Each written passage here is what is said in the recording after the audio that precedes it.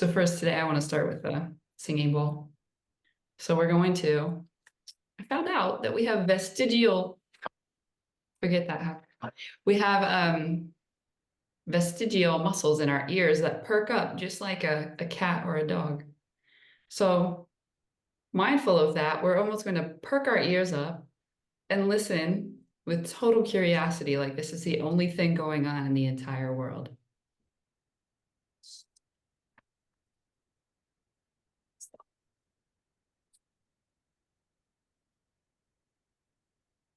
Okay.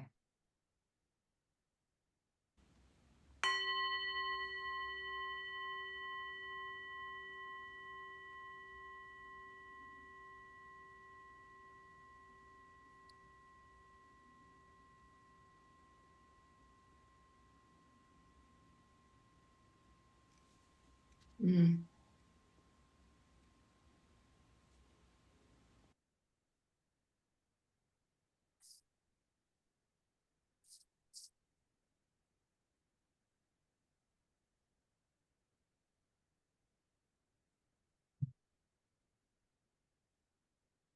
That made Kundalini kick in for me.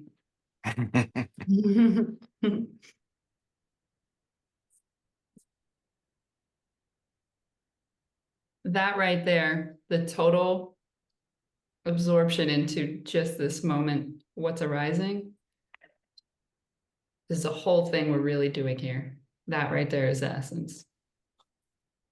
And now we're just going to add a lot of unnecessary words around that and use mind to some extent to talk about what is beyond mind. So first, I want to do something like a guided meditation, which ties into the two questions that I was asked ahead of today. So the guided meditation will sort of indirectly address those questions, or we'll see about that.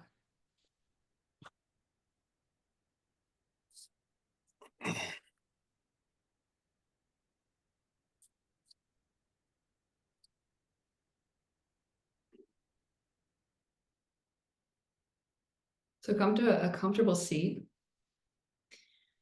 spine straight all the way up through the neck. And we can adjust the head if we need to find that position that's not craned forward. And allow every muscle just to sort of fall away from the bone. And then if your eyes are open, you will soften the gaze so that the whole picture becomes one. And if the eyes are closed, you'll do a similar thing, but with the back of the eyelids, so that the back of the eyelids become almost like an empty movie screen.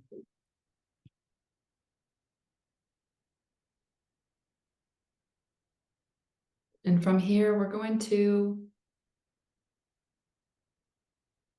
imagine or see about coming to who I am without the mind, without the conceptual self. So just noticing whatever's coming up into the field of awareness. If it's a thought, notice that the thought is arising effortlessly. You didn't do anything to bring about this thought. It's just there. Your awareness of the thought is effortless. If it's a sensation, the same thing. If we focus into the sensation, there may be a sense of a kind of effortfulness.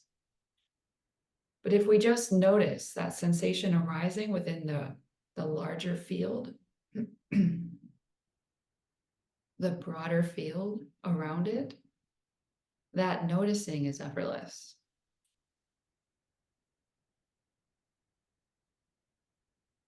And notice anything sort of outside of the body going on, how that also is arising effortlessly in your attention, your the pure registering of the experience of that, of the sound, of the light coming through the eyelids, is effortless.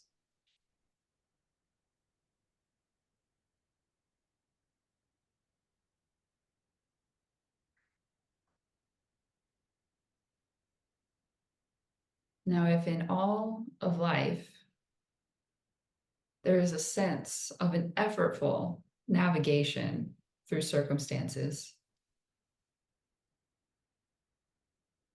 and yet in this moment, the awareness of all that is arising, including the body, is completely effortless. What can we take from that? If it takes work to attend to the body, to attend to the thoughts, to be rooted in a belief that I have to do something with these thoughts and these sensations, I have to protect something or develop it or bolster it. There's a sense of an effort there. And yet behind that, always, we could say always and prior, the awareness of what is arising is there and completely effortless.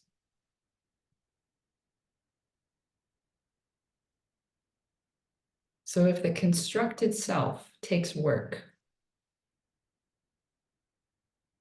and if the simple noticing of all that arises is effortless,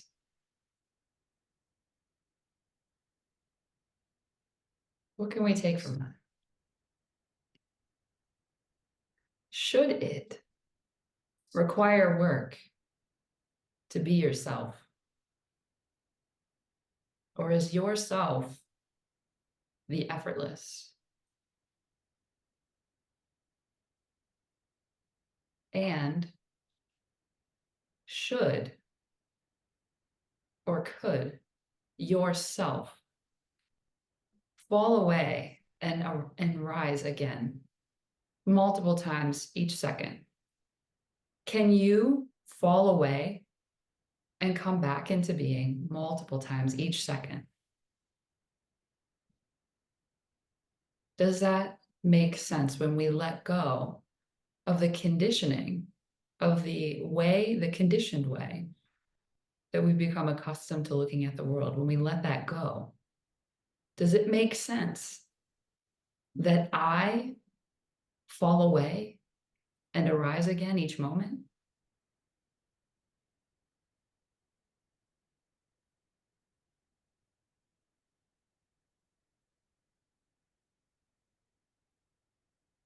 If that doesn't make sense, then what must I be?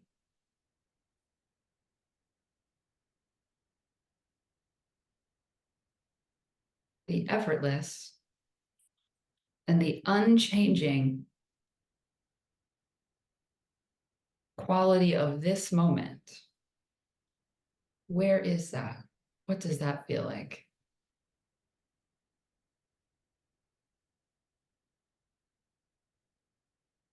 And I'll just let you sit with that for a minute.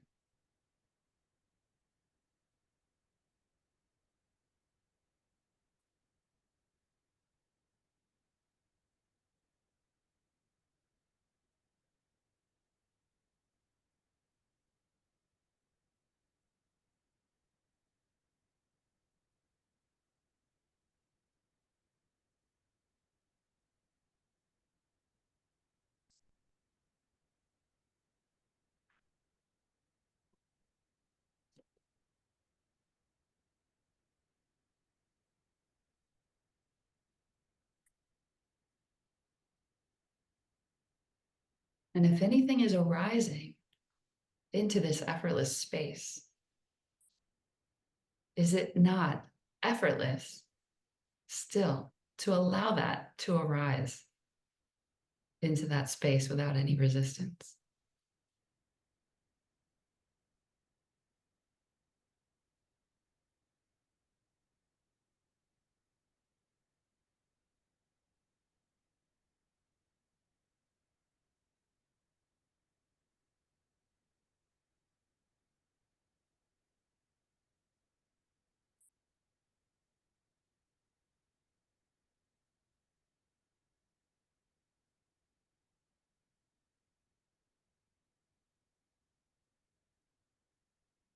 All right. Taking a minute to come back into the room whenever you're ready.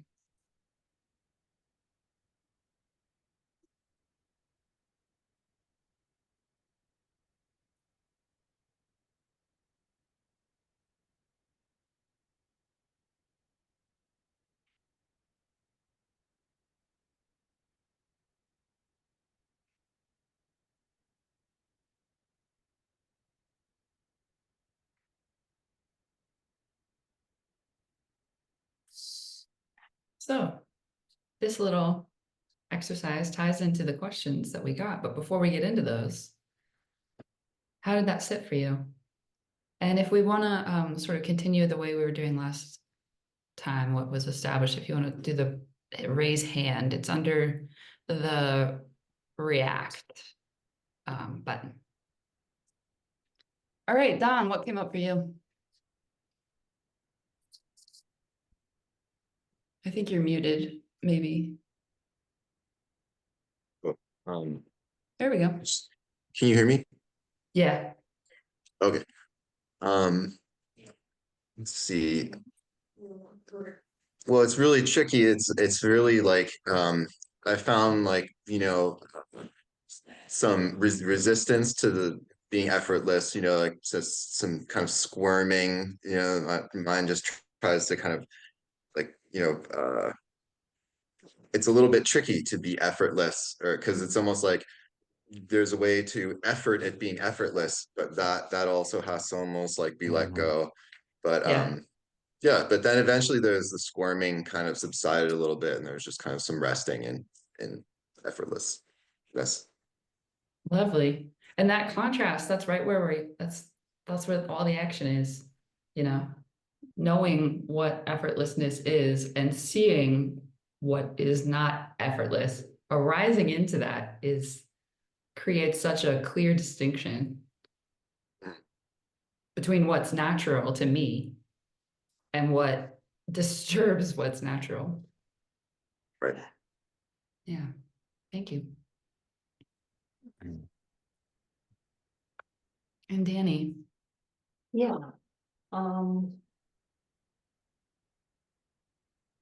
I don't know what it was that you said, but my mind, or there was just, I can't understand what she's saying and what shall I do with this? And but on the other hand, there was this drop, just all questions were, it's not important what you want. It, and it was, I don't know, it was a bit funny, and also there was a feeling, just this whoosh, this flush. Let's drop it, everything, and it's okay. You don't have to understand.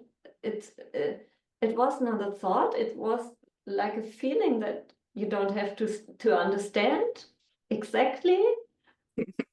It's I don't know. Has that ever happened before? Sometimes, yeah.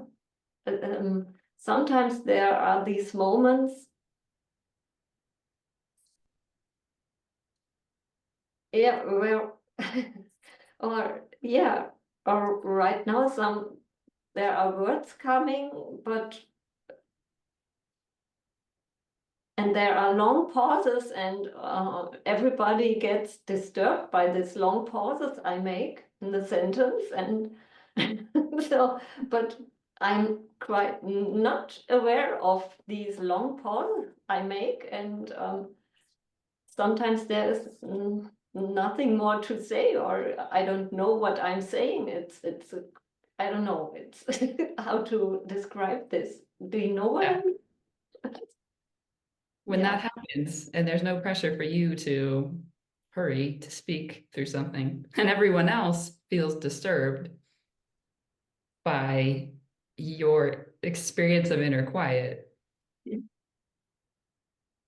That's a great example of society Yeah. Not going to be helpful in reinforcing any of this. It's all you. Yeah. And just letting this all be as it is. So yeah. Yeah. If none of this impacts me and I know that I am all of it, what is there to do? Yeah. Thank you.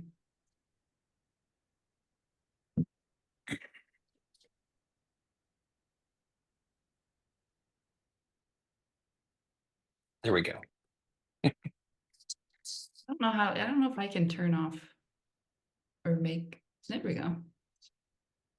I'm learning Zoom as we go. All right, Brent. Yeah, I think for me, I definitely was feeling something internally, but the thing that I took the most from that was that there was a clear distinction for me between team peace and team mind. And usually that's just not the case at all. I've been mind dominated my whole life, probably spent most of my life completely unconsciously. And so I just sort of find myself in mind and have to feel like I got to claw back somehow or step back, fall back. But there in that moment, it was coming from the other direction. I was looking from, and not looking for. Yeah. So Beautiful. because it was done consciously. I don't know. I really don't know, but that was just the most profound thing for me. I saw emphatic head nodding through the thing, so I thought something was going on. Wonderful. I really appreciate the